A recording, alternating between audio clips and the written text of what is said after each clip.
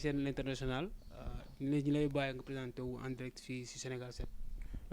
Mbaye Sène, l'international journaliste sportif, administrateur du site sportinter.net et président de la commission d'organisation de l'association nationale de la presse sportive du Sénégal. tey nag di bëggoon waxtaan ak li nga xam ne moom moo ñeel li xew fi nga xam ne mooy Allemagne di Sadio Mané par rapport ak incendie bu mu am ak kii di doomu sénégalais bi di Leroy Sané ñu bëggoon xam yow sa jàngat en tant que journaliste sportif. Bon, vous savez xam nga c'est un problème boo xamante ne bii nii nit ñu ngi ciy wax le conflit bu opposé Sadio Mané et Leroy Aziz Sané. Permettez-moi de préciser le nom Leroy Aziz Sané pour faire juste benn historique. Leroy Aziz Sané, c'est le fils de Souleymane Sané, ancien international sénégalais, et sa maman s'appelle Regina Weber, qui est par ailleurs une vice-championne de disque lors des JO de 1986. Donc Leroy Sané et Sadio Mané. Tu as vu, un Sané peut en cacher un Mané. C'est deux Sénégalais. Y a eu un problème. Et c'est un problème qui est tellement fréquent ci club yi que ni Sadio dimension bu mu toll moo tax que on en fait tout un problème. Mais ce sont des choses qui arrivent. En 1989, on avait vu un problème similaire. Marco Van Basten et Baresi. Là récemment, Zlatan Ibrahimovic avec Pastore et même un autre joueur africain aussi, un international, Emmanuel Adebayor aussi, jotoon na ko am aussi dans son club. Et permettez-moi aussi de donner un autre exemple. Roberto Mancini, entraîneur de Manchester City, ak joueuram Mario Balotelli. Kon ce qui veut dire ce sont des problèmes yoo xamante ne bii nii dafay am. Je ne vois pas pourquoi ñu yóbbu ko ci benn niveau bi.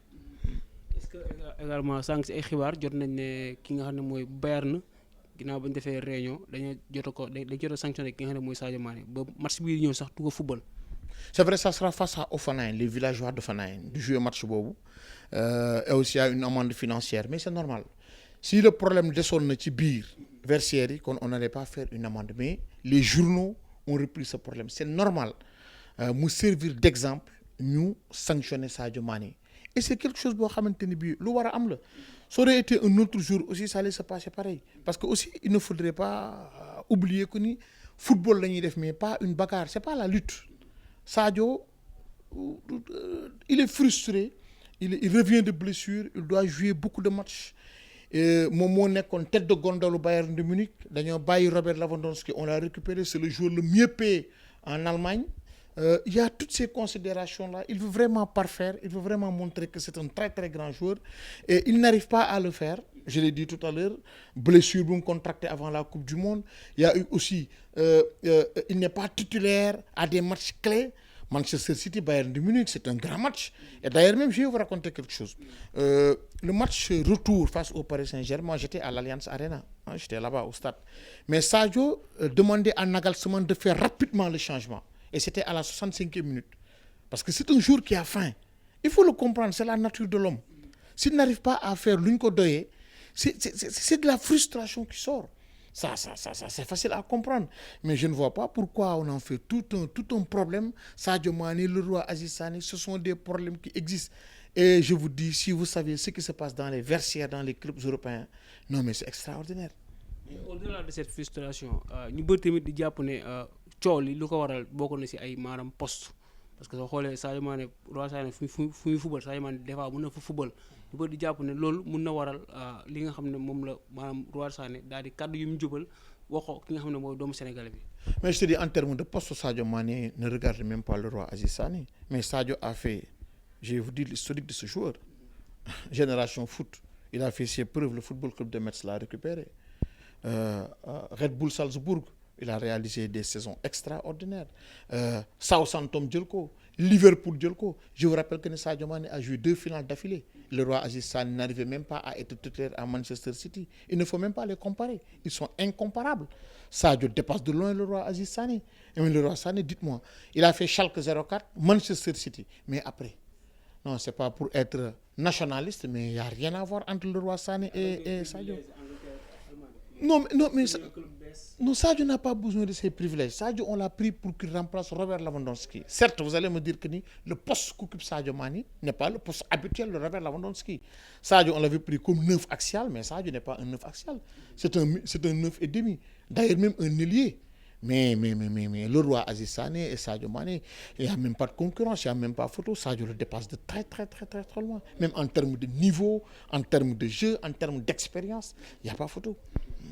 ginnaaw loolu taxawaay bi lan la war a doon Sadio Mané ginnaaw cool yëpp topp ko Sadio Mané nekkul du genre quelqu'un qui est habitué ñi koy dégg si yenn yi en tant que koo xam ne ñëpp maanaam xarañam ñëpp xam nañ ko si wàllu football ana ban taxawaay la war a am ëllëg. La frustration peut se manifester n'importe comment. Hein. Sadio veut donner quelque chose à cette équipe du Bayern de Munich. On l'a pris pour qu'il montre que c'est le meilleur joueur en quelque sorte de cette formation bavaroise. Il n'arrive pas à le faire. Il n'arrive pas à montrer ce qu'il donnait au football club de Liverpool. Et ça se comprend, c'est de la frustration. Maintenant, il y a eu un problème dès l'entame de la saison en termes de numéro. Parce que Sadio, on lui avait demandé si tu veux le numéro 10. Le roi Aziz Sané avait refusé de céder le numéro 10. Ça, c'est un problème. Maintenant, ils ont pu régler ça. Même il y a eu l'intervention du papa de le roi Aziz Sané, Souleymane Sané. Après, si Sadio, tu veux le maillot numéro 10, le roi va te donner ça, tu es son grand frère, patati patata. Bon, il y a eu des problèmes. Mais après Sadio, c'est un joueur qui a pris de la hauteur, sa dimension, l'homme. C'est un autre niveau. Il a laissé le numéro 10 à Leroy Sané, il a préféré prendre le numéro 17.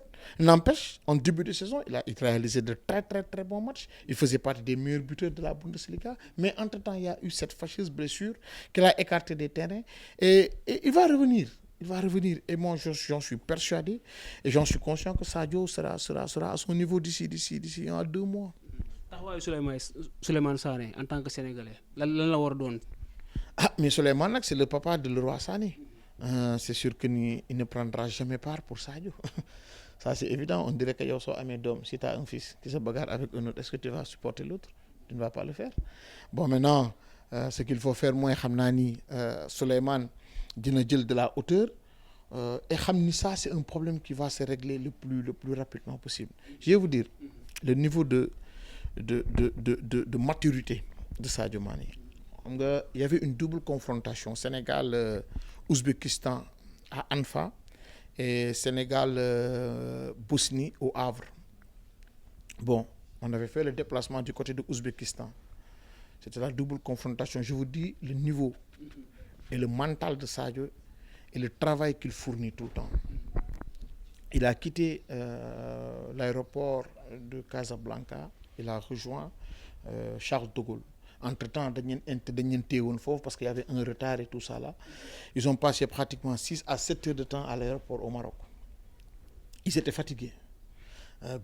Havre, Paris, Charles de Gaulle, ils devaient prendre une navette pour le Havre. Ce qui veut dire qu'il y a eu 1 heure de temps après, parce que Paris et Havre, c'est 2 heures. Ils ont fait 2 heures de temps encore en transport.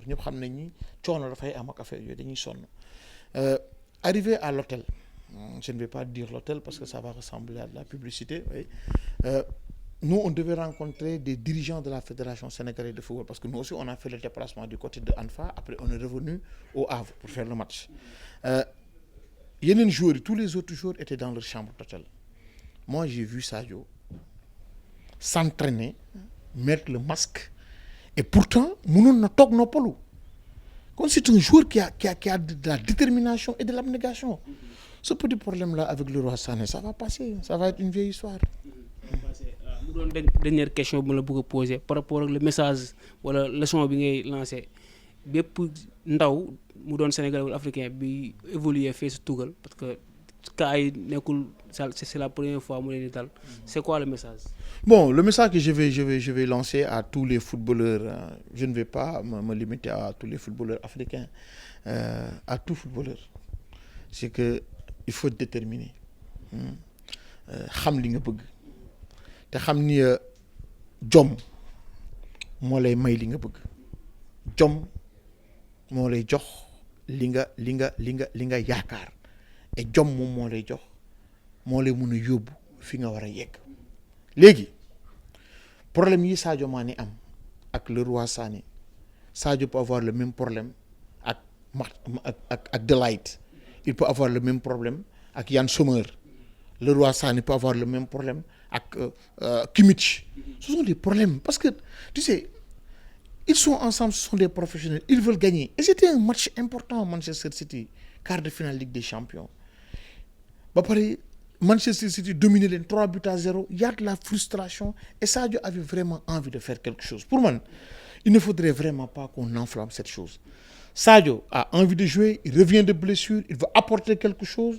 Moi, tête de gondole Bayern de Munich, c'est normal que il y ait une frustration, nous sentir que c'est l'enfant de Bambali. Mais pour moi, Sadio a du mental, il a du caractère, il a démontré à maintes reprises. Et je pense que cette histoire-là, ce n'est qu'une histoire qui va passer comme ça, comme tant d'autres. Merci beaucoup. Ouais, c'est moi qui vous remercie, mais il ne faut pas oublier aussi, j'ai parlé de Jom.